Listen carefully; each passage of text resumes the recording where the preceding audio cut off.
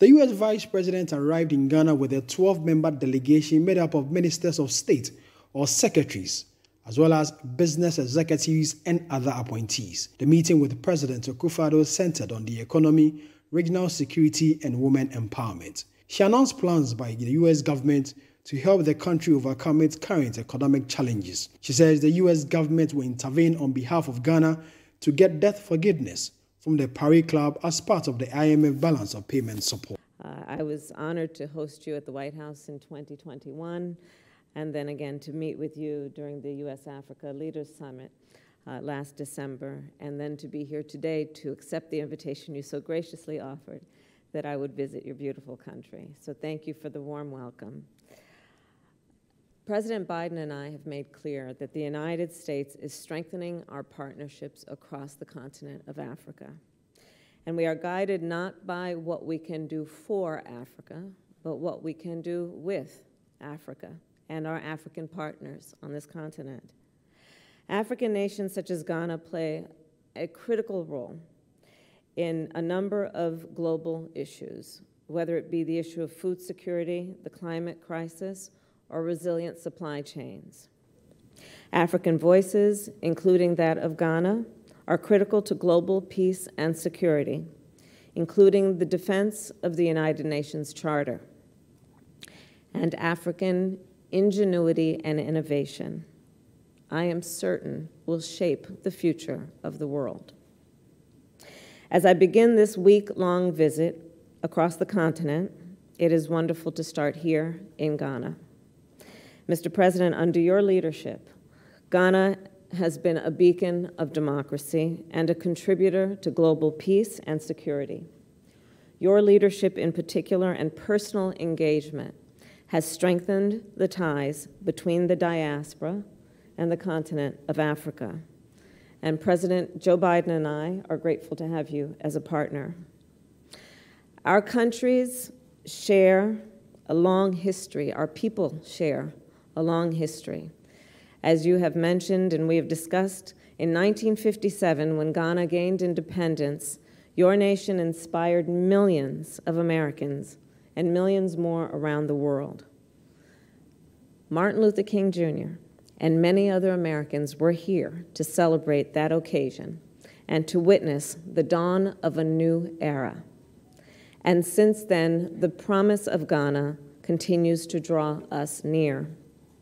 Hundreds of thousands of Black Americans came here 4 years ago to participate in the Year of the Return, and more return every year. They have come here as a reminder of the history of slavery. They have come to honor their lineage and to understand their ancestry. And I thank you, Mr. President, as we have discussed, for your personal leadership in prioritizing engagement with the African diaspora. Our people-to-people ties are a source of strength, and the Biden-Harris administration is committed to these ties.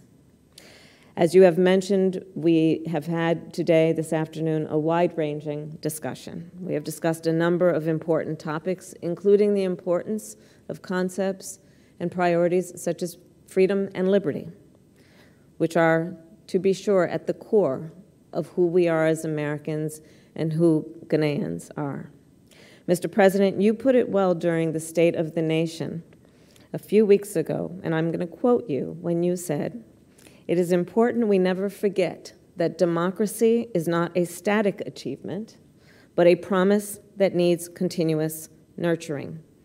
I agree. I often, in fact, say that there is a duality when it comes to democracies, in that they are both strength and an exhibition of strength, and they are fragile. We appreciate your leadership in response to recent democratic backsliding in West Africa and standing up for democratic principles around the world. We also recognize Ghana's significant contributions in the Sahel, and I thank you for your leadership there. To help address the threats of violent extremism and instability, today I am pleased to announce $100 million in support of Benin, Ghana, Guinea, Cote d'Ivoire, and Togo.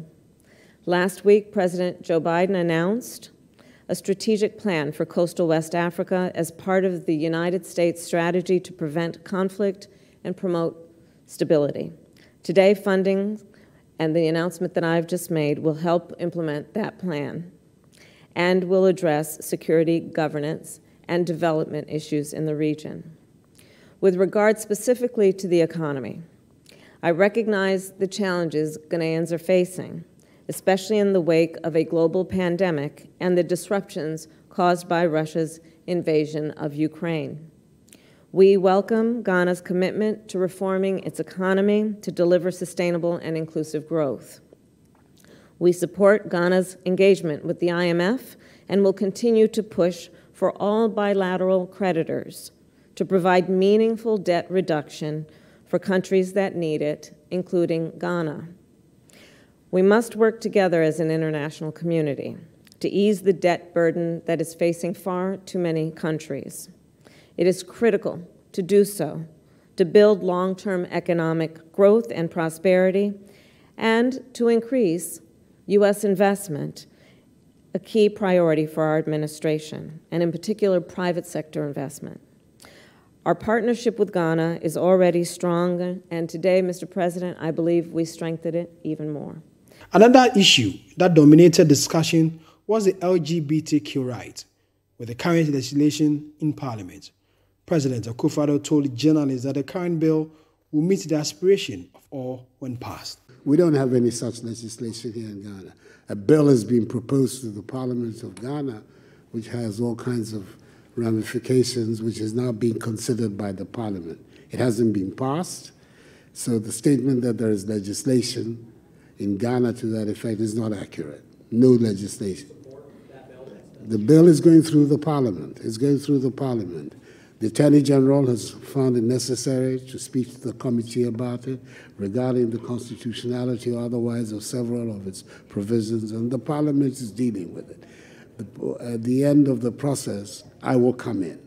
But in the meantime, the Parliament is dealing with it. And I have no doubt that the Parliament of Ghana will show, as it's done in the past, first of all, its sensitivity to human rights issues, as well as to the feelings of our population, and will come out with a responsible response to the proposed. The legislation was a legislation that is being provided as a private member's bill.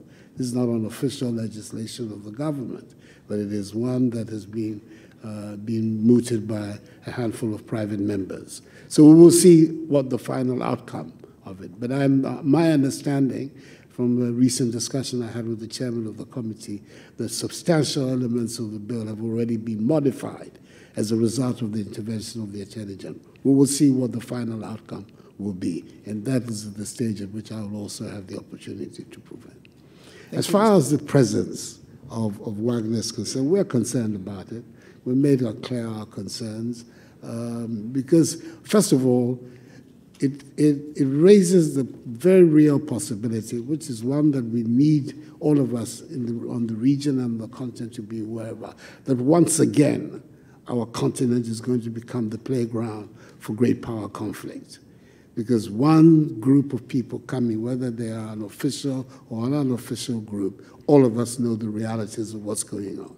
It's not very difficult for another group of people to say, if they're there, we will come. And before you know it, the issues of concern to us, keeping our country and continent free of great power rivalry, will be a reality with us. So that's our major preoccupation.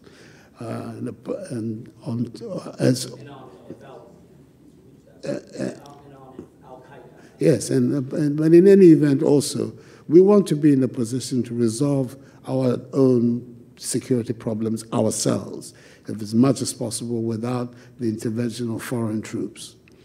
The presence of Al-Qaeda in Ghana, I don't know. Formally, we don't have any information to that effect.